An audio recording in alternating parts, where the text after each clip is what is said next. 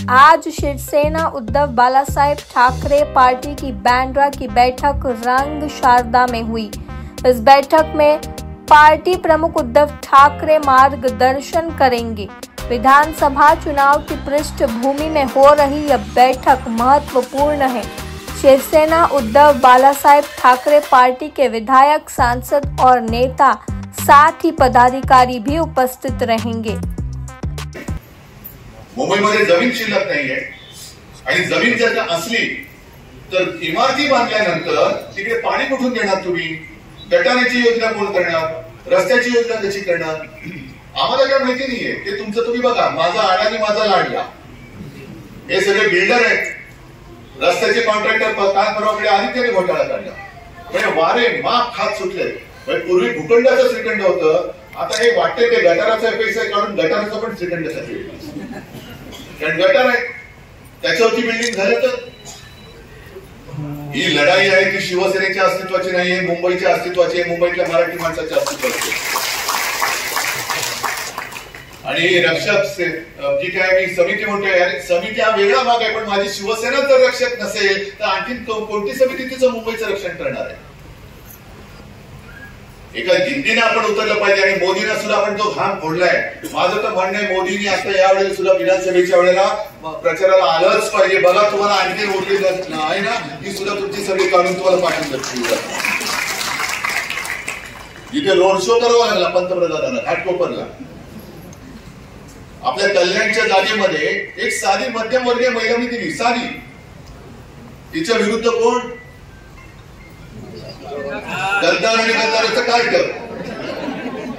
दोन्ही मस्त माल, एक तर तो स्वतः खुर्चीतच बसलेला आहे आणि पैसा हमा, तरी सुद्धा माझ्या साऱ्या महिला कार्यकर्त्याला पाडायला देशाच्या पंतप्रधानांना बोलवावं लागलं। हा शिवसेनेचा विजय।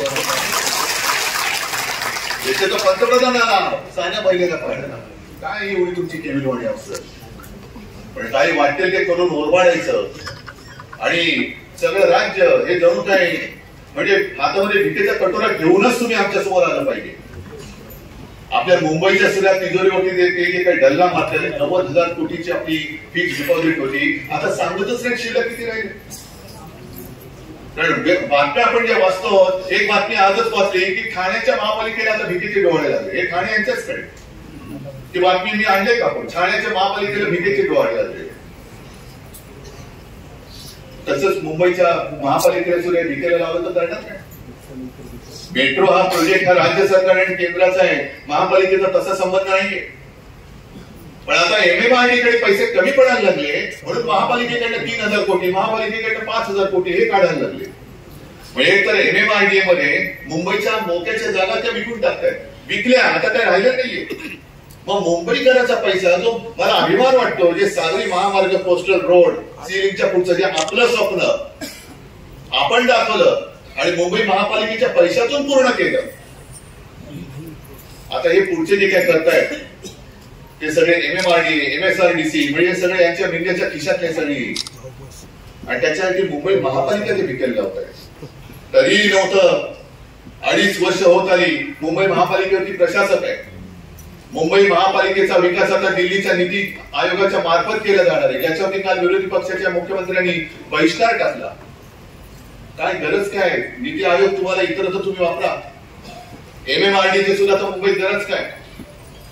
आणि म्हणून मी जे काय म्हणतो, जसं धारावीच्या टेंडर बद्दल बोलतो, तसं आपली सत्ता आल्यानंतर MMRDA सुद्धा मी रद्द केल्याशिवाय राहणार नाही। एका मुंबईच्या हद्दीवाराचा माझी महापालिका समर्थ आहे आणि माझ्या महापालिकेच्या तिजोरीला म्हणजे माझ्या कष्ट करून कर भरणाऱ्या मुंबईकरांच्या खिशाला जर तुम्ही नख लावणार असाल तर तुमची नख ती बोटासकट आम्ही उपटून टाकू, बोटासकट उपटून टाकू।